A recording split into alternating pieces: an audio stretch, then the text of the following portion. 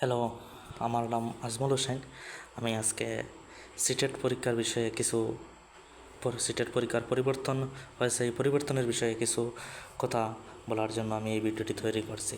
আমি বেশ কয়েকবার সিটেট দিয়েছি, এখান থেকে আমার ভালো কিছু অভিজ্ঞতা হয়েছে এবং আমি ভালো নম্বর অর্জন করেছি, যার দরুন আমি অনেক কিছু শিখতে পেরেছি। এই শিকার স্তরকে কন্টিনিউ রাখতে আমি আজকের এই ভিডিওটি তৈরি করছি। আর আজকেও আমি এমআইসি ব্যবহার করতে পারিনি, যার জন্য একটু নয়েজে প্রবলেম হবে, তার জন্য আমি দুঃখিত। আমি একজন নতুন ক্রিয়েটার, যদি ভালোবেসে দেখে থাকেন ভিডিওটি তাহলে খুশি হব। তো প্রথমে সিটেট কি? সিটেট একটি শিক্ষক নিযুক্তি পরীক্ষা, যেটি সিবিএসই সাধারণত বছরে 2বার সম্পন্ন করে, যেটা 2012 থেকে চলে আসছে। তো সিটেট দুটি স্তরে হয়, একটি এলপি 1 to 5 লোয়ার প্রাইমারি, একটি আপার প্রাইমারি 6 to 8, আর যেটা লাস্ট 2024-এর ডিসেম্বর মাসে হয়েছিল। আরম্ভ হয়েছিল 2012, প্রবাবলি হয়তো 2011 হতে পারে, আমার জানার মতে 2012তেই আরম্ভ হয়েছিল।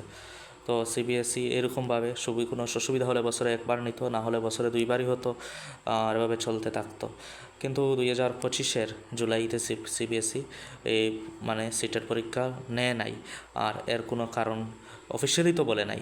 কিন্তু আজ থেকে 1 বছর আগে থেকে একটি কথা, যারা ন্যাশনাল লেভেলের ন্যাশনাল লেভেলের টিচার, তারা বলে যাচ্ছেন যে সিটেট ব্যাপক পরিবর্তন হতে চলেছে। আর যার ফলস্বরূপ আজ থেকে 1 বছর আগে একটি নোটিফিকেশন সিটেট প্রকাশ করেছিল যে ওরা 3 নম্বর পেপার আনার জন্য একটি ওয়ার্কশপ করেছে। আর এই ওয়ার্কশপের যেটা মিউনিট ছিল সেটা ওরা নেটে ছেড়েছিল, তাদের ওয়েবসাইটে হয়তো ছেড়েছিল, আমরা পেয়েছিলাম, কিন্তু আজকে আমি খুঁজেই পাই নাই। পারলে আপনাদের সাথে আমি শেয়ার করতাম। তো যাই হোক,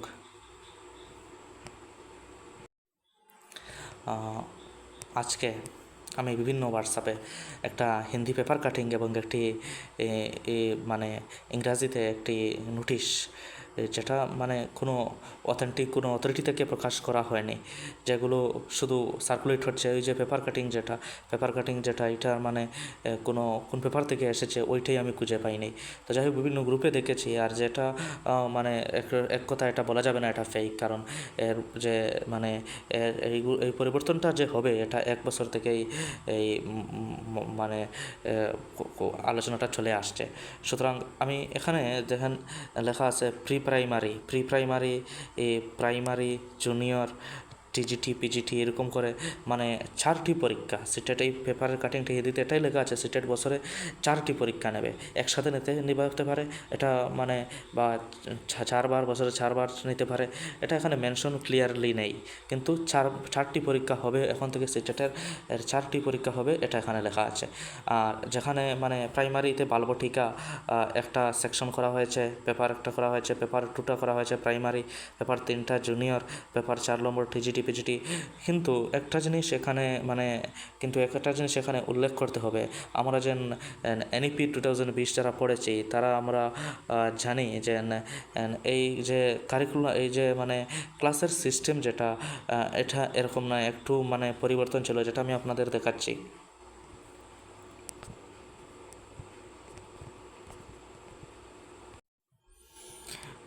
ওইখানে তো যেন ফার্স্টে আপনার ফার্স্ট বছরে 3 বছর আর 2 বছর, 3 বছর অঙ্গনওয়াড়ি, প্রি স্কুল, আর 4 বাদের আরও 2 বছর একটা সেকশন করা হয়েছিল। প্রথমে 5 বছর, আর 5 বছর পড়ানো হবে, যেখান থেকে 3 থেকে 8 বছরের শিশুরা পড়বে।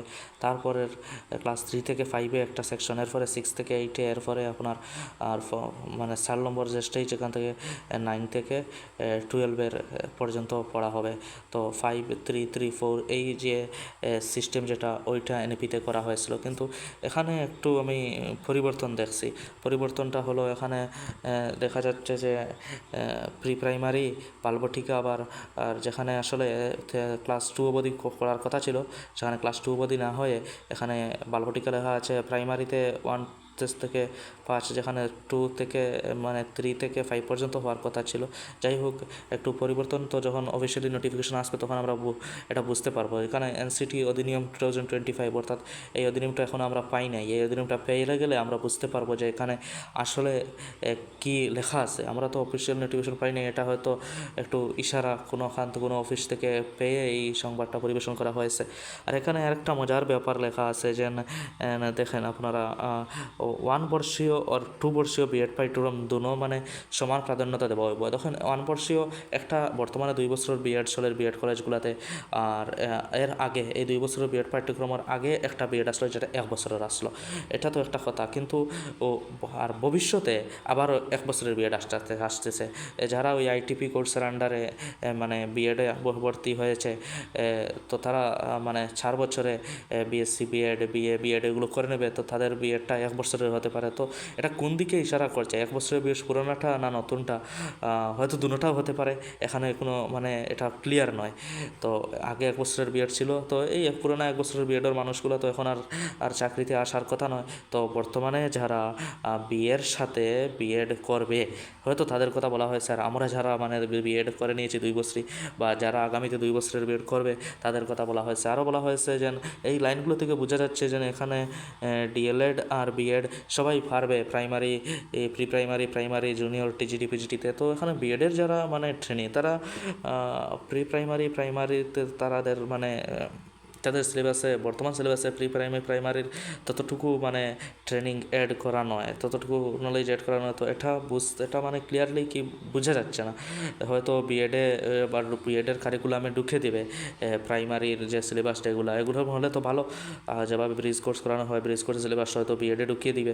তারপর মানে এরকম হলে এই বিএডের ট্রেনিংরা প্রাইমারি দিতে পারবে, প্রাইমারিও দিতে পারে। বর্তমানে তো বিএডের ট্রেনিংরা জুনিয়র যেটা এটা দিতে পারে, টিজিটি, পিজিটি সব পারে, কিন্তু 1 এবং 2 যেটা, এটা তো বর্তমানে ডিএলএড যারা তাদের জন্য। তো যাই হোক, এটাও ক্লিয়ার নয়। তো এটা থেকে টোটালটা এটাই বোঝা যাচ্ছে যে একটা হিউজ পরিবর্তন আসতে পারে।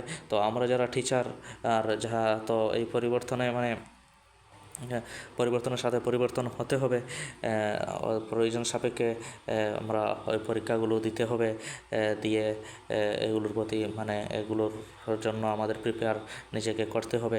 যাই হোক, আজকের এতটুকুই ছিল এই অধিনিয়মটা। এখানে মানে কোনো কিছু যেন অত সুন্দর করে মানে ক্লিয়ারলি কিছুই মেনশন নাই।